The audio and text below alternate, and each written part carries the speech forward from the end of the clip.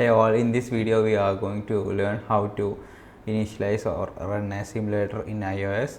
We can use two methods for running iOS simulator in the desktop or in the MacBook. We can access it in two ways, which is one is from the file or other is from the Xcode itself. We can look for the file method, so we can run the command in the terminal.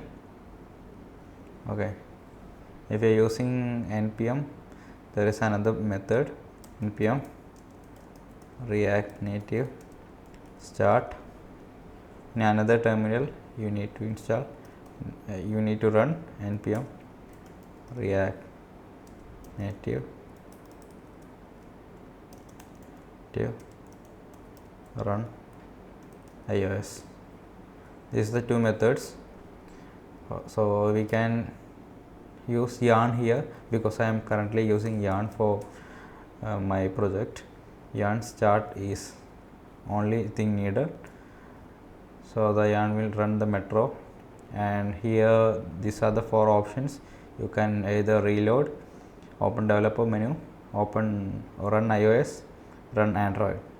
So if you click I for this metro, the iOS will be start rendering.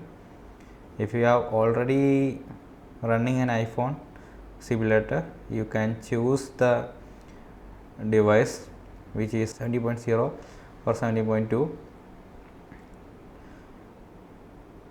which is iPhone 15 or whatever the version is. You can choose the simulator previously before building it. So it will show here that we are selected a particular device. This metro will show the name as well. So here is how the project is initialized.